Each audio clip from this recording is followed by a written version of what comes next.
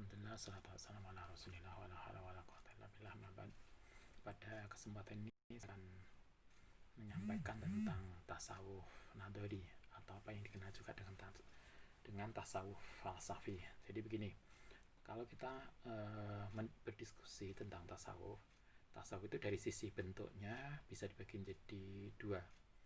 Yang pertama, apa yang disebut sebagai tasawuf amali, dan yang kedua apa yang disebut dengan tasawuf falsafi.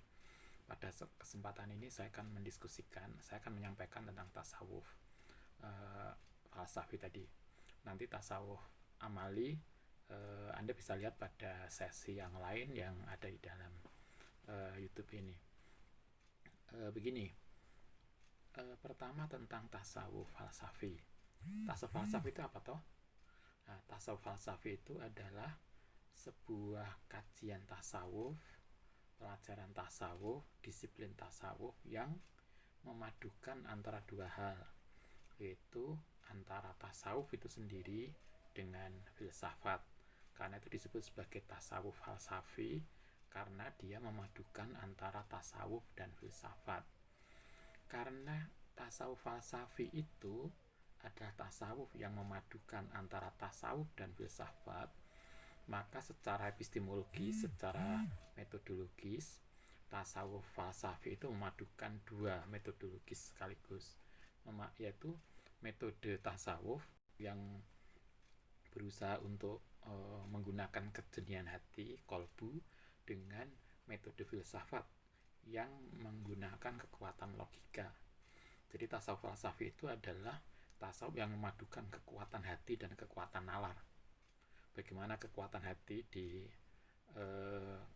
eksplorasi dan bagaimana kekuatan akal itu dikembangkan, sehingga kekuatan akal dan kekuatan hati dipadukan di dalam satu ajaran, di dalam satu pelatihan metodologis, di dalam satu diri seseorang.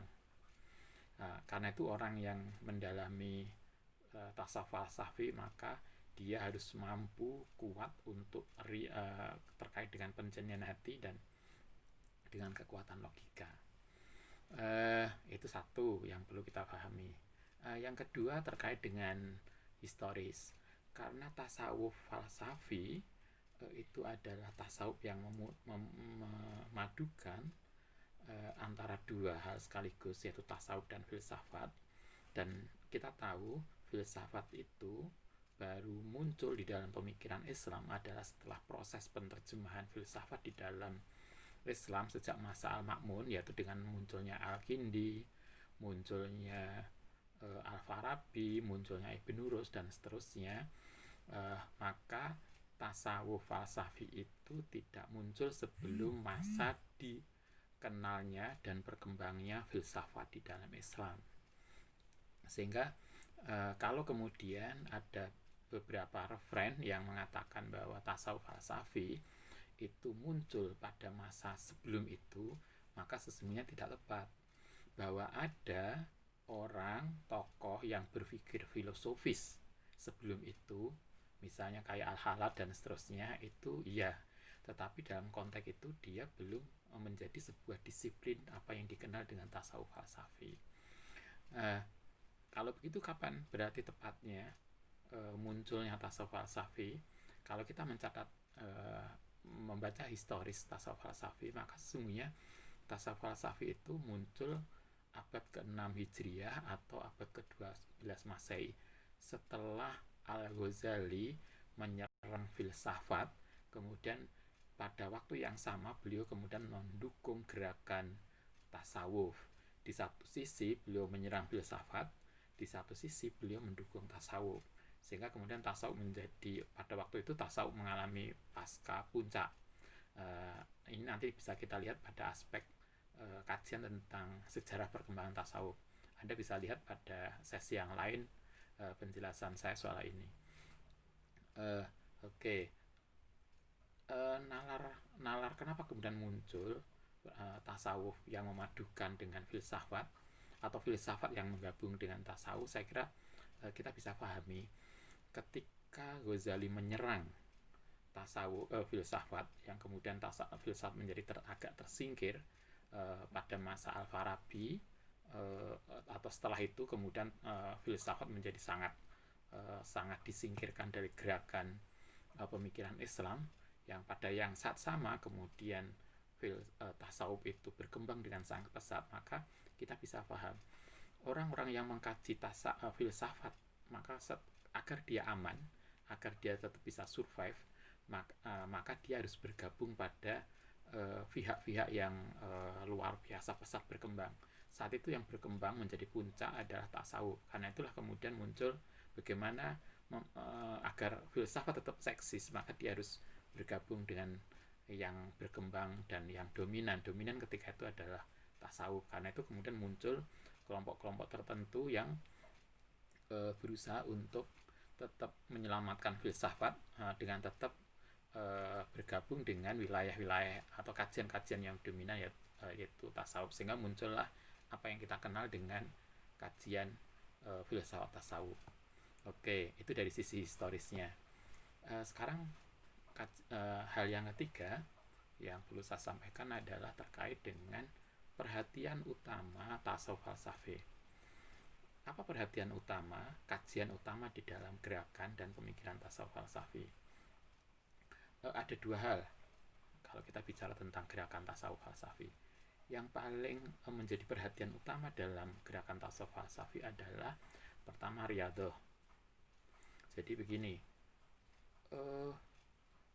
ketika walaupun dia belajar filsafat, tetapi kita harus paham tasawuf falsafi itu walaupun dia belajar filsafat, tetapi dia juga memadukan di dalam dirinya adalah gerakan tasawuf. Karena itu orang yang mendalami tasawuf falsafi, pertama dia tidak akan melepaskan diri dan tidak akan meninggalkan soal riyadhah.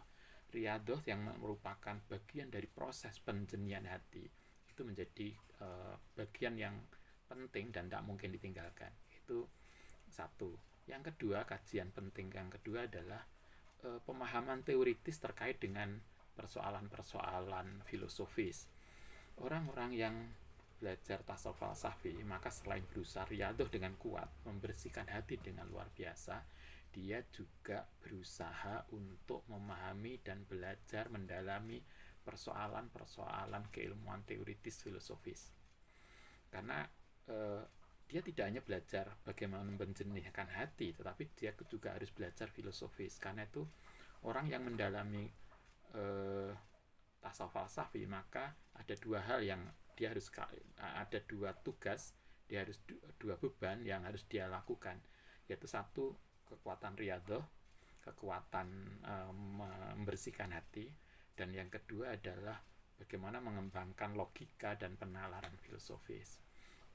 Dua hal itu menjadi kajian penting yang kalau dalam filsafat saja, maka filsafat hanya mengembangkan logikanya. Kalau di dalam tasawuf saja, hanya lebih banyak mengembangkan riyadhahnya saja. Karena dia memadukan dua hal, maka dua hal itu sekaligus menjadi kajian penting di dalam tasawuf falsafi. Itu perhatian utama. Sekarang dengan perhatian yang dua hal itu sekaligus, maka apa nilai penting atau di mana titik keunggulan tasawuf falsafi dibanding tasawuf biasa atau tasawuf praktis, tasawuf praktis yang nanti akan kita kaji pada sesi, Anda bisa lihat pada sesi yang lain. Kalau kita mengikuti Taftazani, seorang tokoh seorang tokoh yang mengkaji dalam bidang tasawuf Islam, menurut Taftazani ada tiga hal kelebihan orang yang mendalami tasawuf falsafi. Satu adalah kesiapan di dalam hal-hal yang terkait dengan olah batin. Orang yang mendalami tasawuf falsafi itu tidak kalah siap dibanding dengan orang yang mendalami tasawuf amali. Karena bagi orang yang mendalami tasawuf falsafi, mereka juga harus riyadhah. Sama ketatnya dalam bidang riyadhah ini dengan orang yang mendalami tasawuf amali.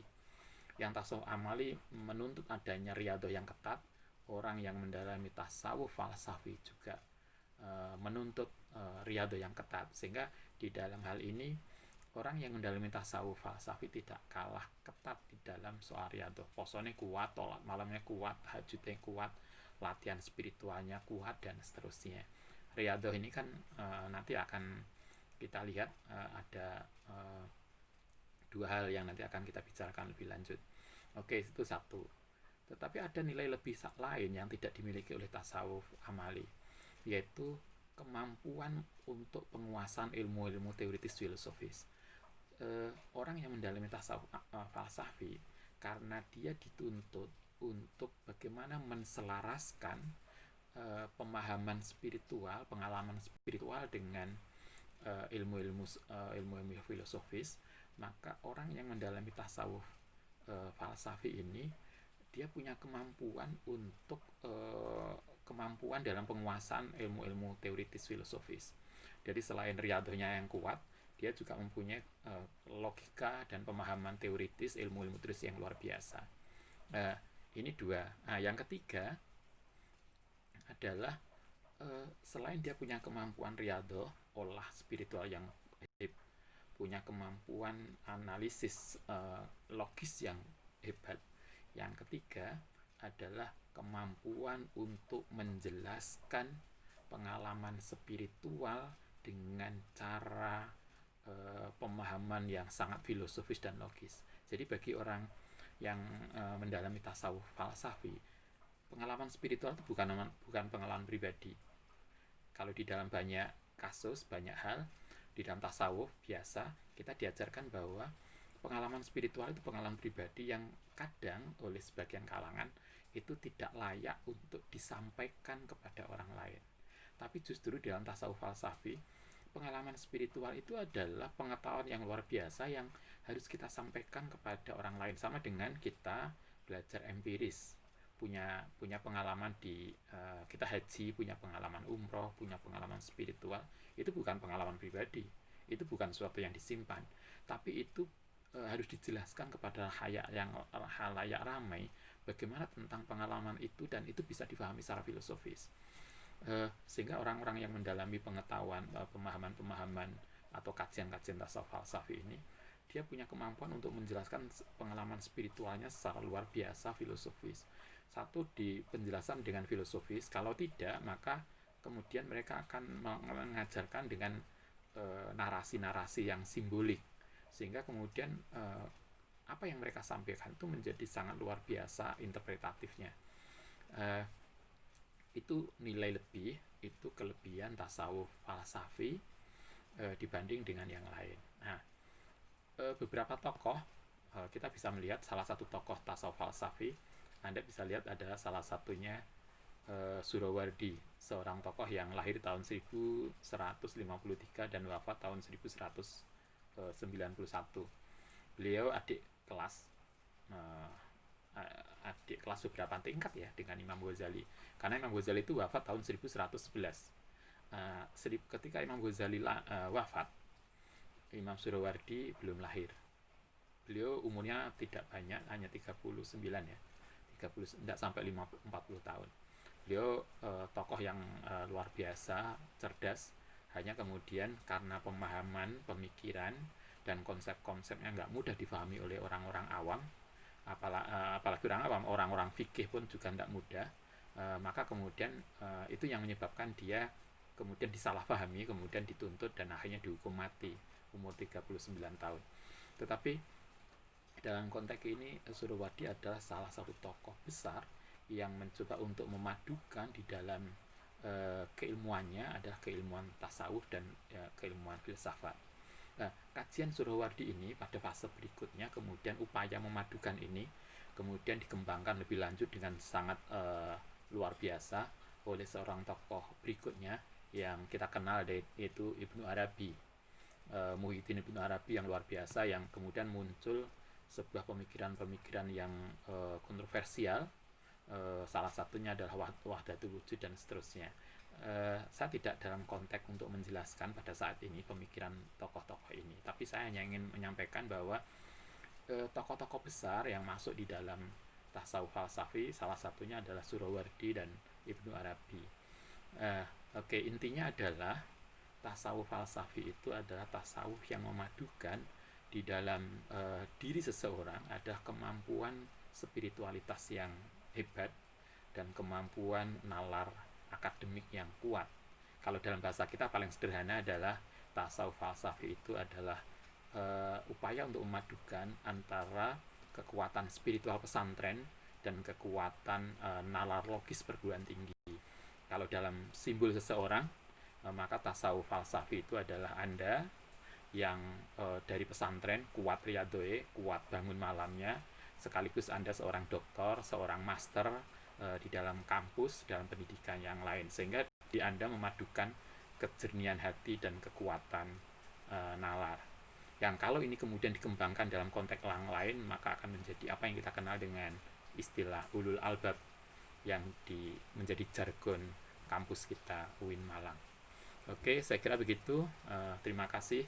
Assalamualaikum warahmatullahi wabarakatuh.